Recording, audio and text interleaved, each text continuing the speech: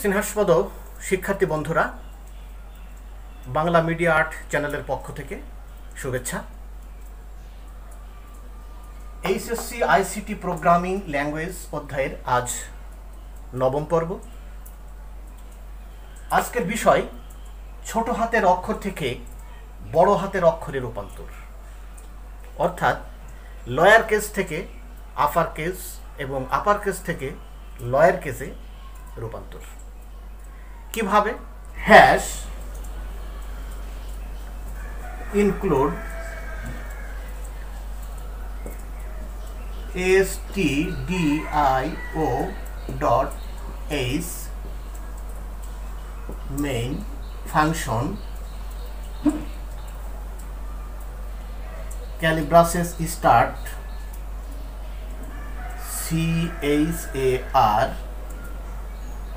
এখানে ভেরিয়েবল নিতে হবে n, ভেরিয়েবল নিলাম u। বন্ধুরা দেখি আমরা প্রি প্রসেসর ডিরেক্টিভ, প্রতিদিনই বলছি প্রি প্রসেসর ডিরেক্টিভ হলো এই যে হ্যাশ, তার কাজ হলো তথ্য উপাত্ত এবং ডেটা সমূহ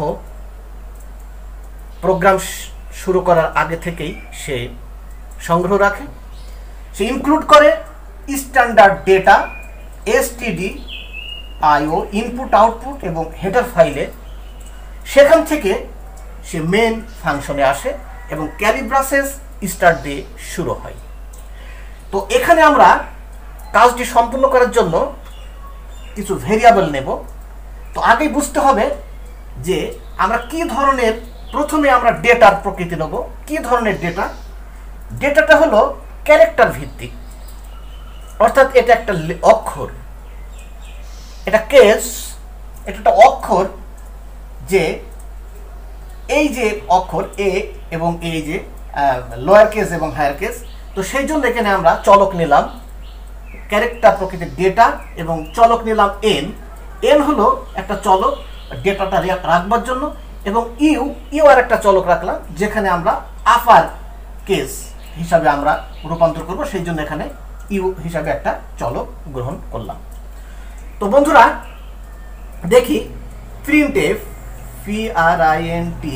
প্রিন্টএফ বলছে inter your lower case, ENTER, inter your lower case, lower case.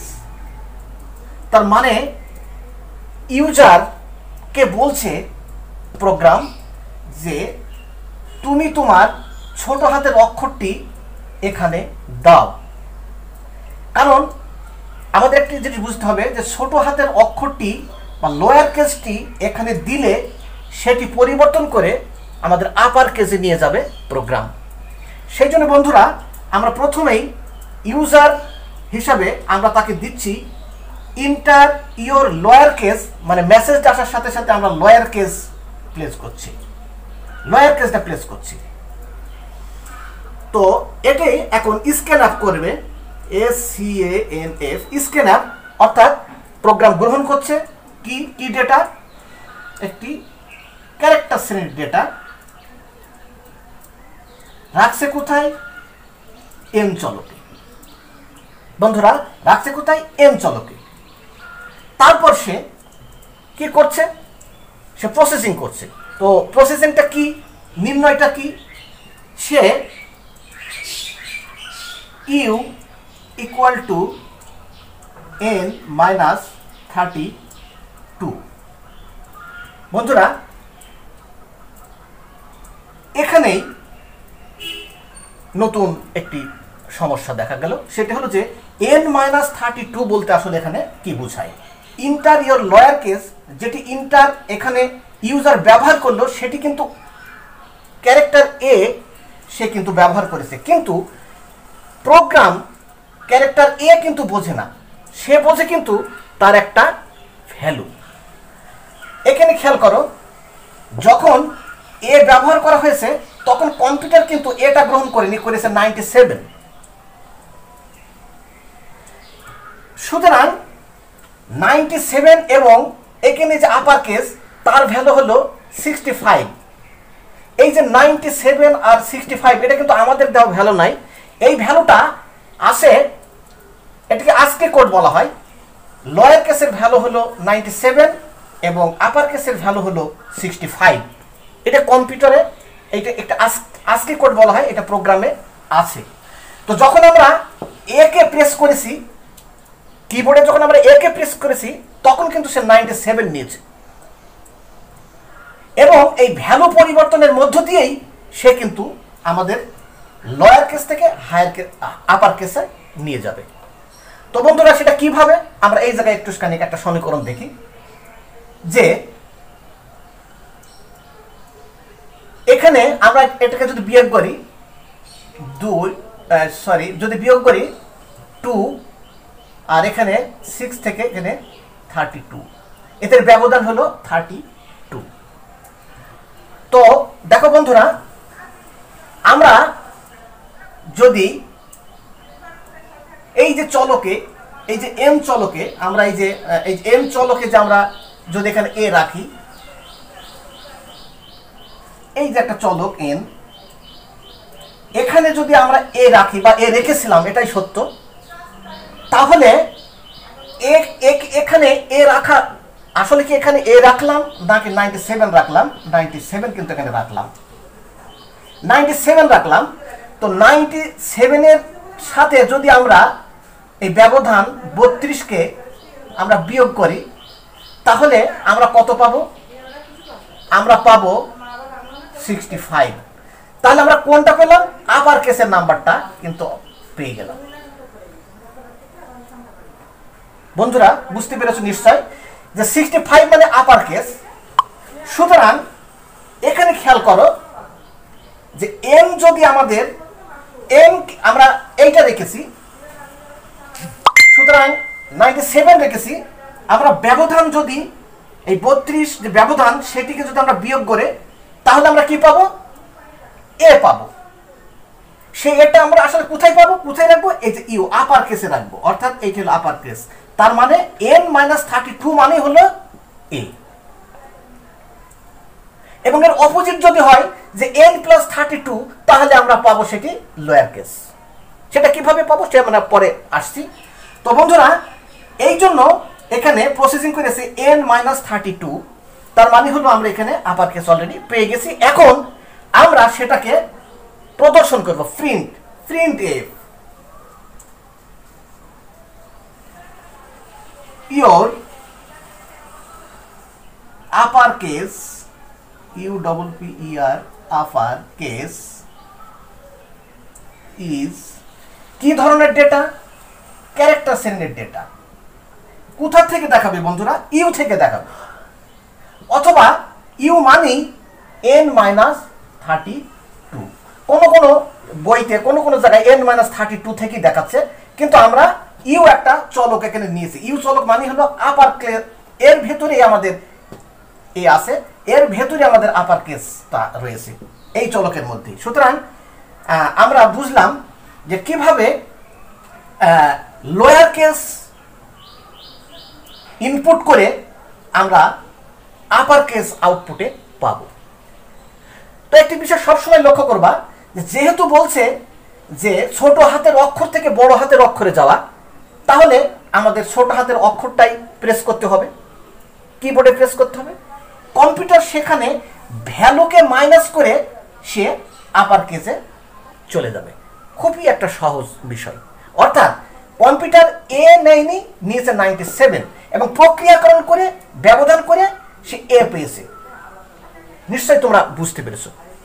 আচ্ছা বন্ধুরা, এখন যদি বলা হয় যে বড় হাতের অক্ষর থেকে ছোট হাতের অক্ষর কিভাবে রূপান্তর করা যায়, তাহলে এখানে খেয়াল করো একই বিষয় কোথায় কোথায় একটু পরিবর্তন করতে হবে সেটা একটু খানিক দেখে নাও।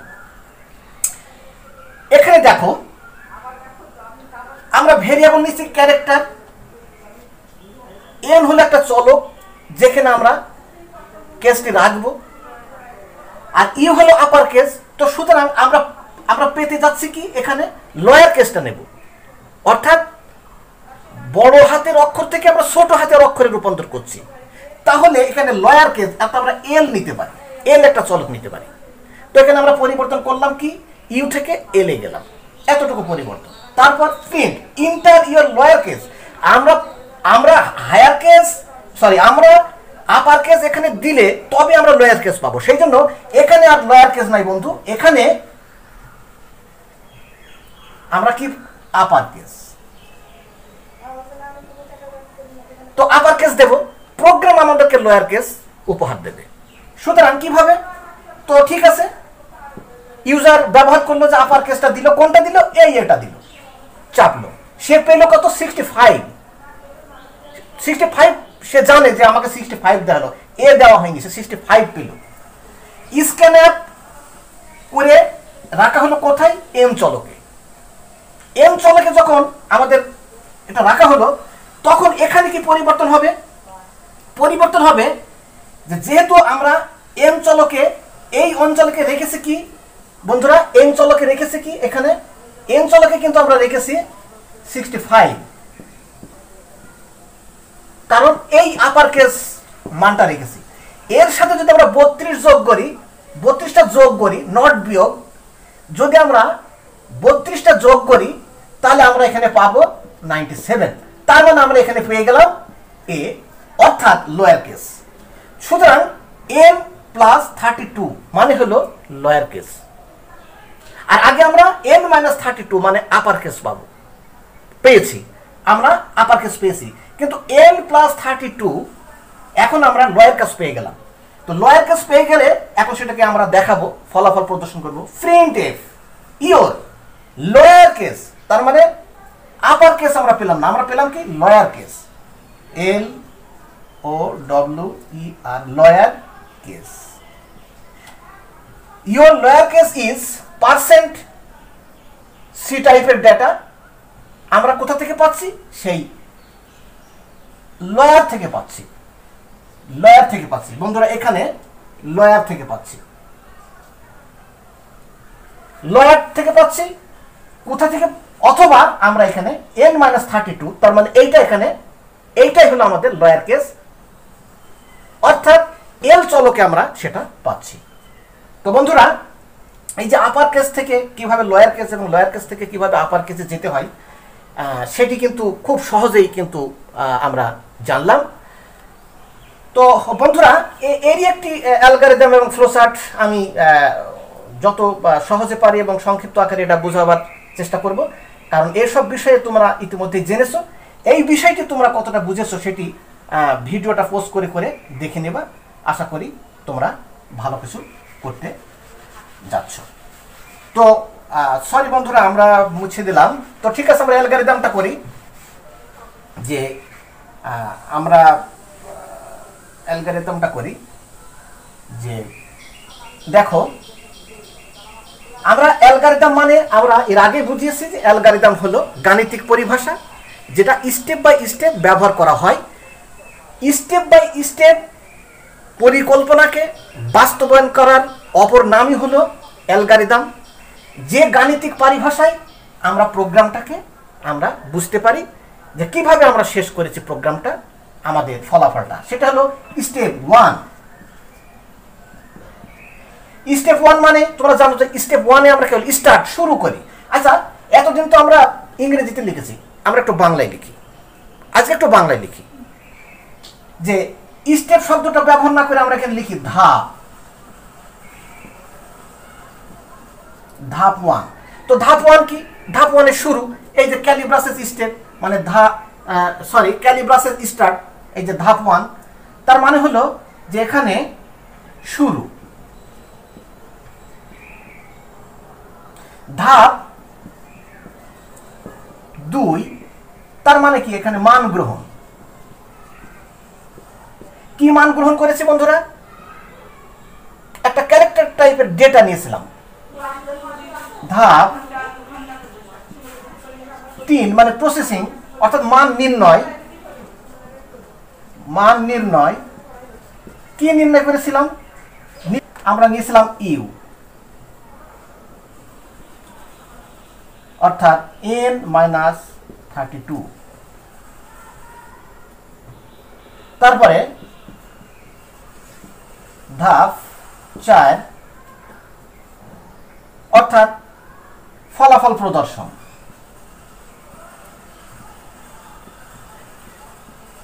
ফলাফল প্রদর্শন, ফলাফল প্রদর্শন কি দেখেছিলাম? ইউ। তার মানে এখান থেকে আমরা এটা দেখেছিলাম ধাপ 5 অর্থাৎ এটা আমরা শেষ করেছিলাম। তো বন্ধুরা একই জিনিস আমি যদি আবার এটাকে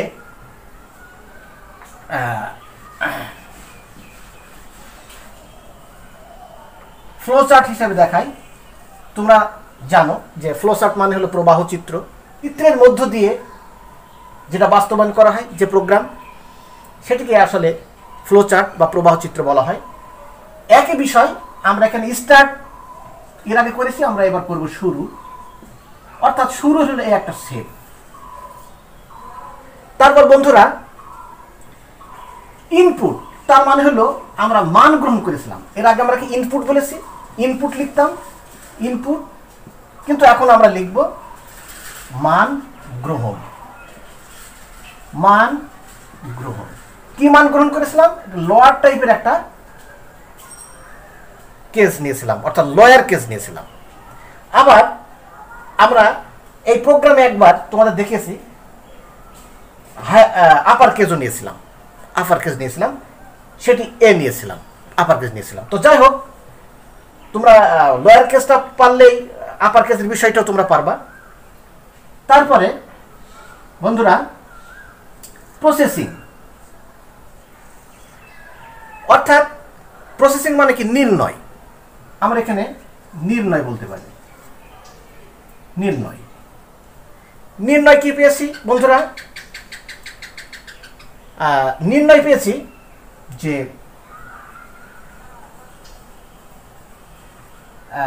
আমরা আপার কেস পেয়েছিলাম ইউ n -32। আমরা এই নির্ণয়টা পেয়েছিলাম যে আপার কেস n -32, তার মানে হলো যেটা আপার কেস, অর্থাৎ এর ভ্যালু নিয়ে 32 যদি এটা বিয়োগ করা হয় তাহলে আমরা 65 পাই। অর্থাৎ আপার কেসের যে মান সেটা আমরা পাবো। সেই জন্য আমরা এখানে পেয়ে গেলাম। এবং ফলাফল প্রদর্শন, প্রদর্শনের ক্ষেত্রে আমাদের এই শেপ, সেটাকে কি বলবো আমরা? প্রদর্শন, যেটাকে ইংরেজিতে আমরা এতদিন বলেছি কি? প্রিন্ট। তা কি প্রদর্শন করেছি আমরা? ইউ, মানে আপার কেসটা প্রদর্শন করেছি। অর্থাৎ এখানে আমরা পেয়েছি আপার কেস। তারপর বন্ধুরা শেষ ইন, তার মানে হলো যে শুরুর যে শেপ, শেষেরও একই শেপ। মান গ্রহণ এবং প্রদর্শনের একই শেপ, আর প্রসেসিং অর্থাৎ নির্ণয়ের আরেকটি ভিন্ন শেপ। তো এই বিষয়টা আর এই বিষয়টা এবং সি প্রোগ্রামিং, তিনটি বিষয় একই প্রোগ্রাম আমরা শেষ করলাম। তিনটের রূপ বা প্রকৃতি বা ধরন তিন রকমের। আমরা একই জায়গায় শেখালাম, আলাদা আলাদা করে আমরা শেখাইনি। যে অনেক বইতে আছে যে অ্যালগরিদমই শেখাচ্ছে বা পরবর্তী ফ্লো চার্টে যাচ্ছে, তারপরে সি প্রোগ্রামিংয়ে যাচ্ছে। আমরা কিন্তু তা না করে আমরা একটা বিষয়ের সি প্রোগ্রামিং, অ্যালগরিদম এবং ফ্লো চার্ট পাশাপাশি তোমাদের বুঝিয়ে দিলাম। একটু ভিডিওটা টেনে টেনে বা পজ করে বারবার দেখবা, তাহলে দেখবা যে তোমরা বুঝতে পারছো। তো সবাই ভালো থাকো, সুস্থ থাকো। ধন্যবাদ।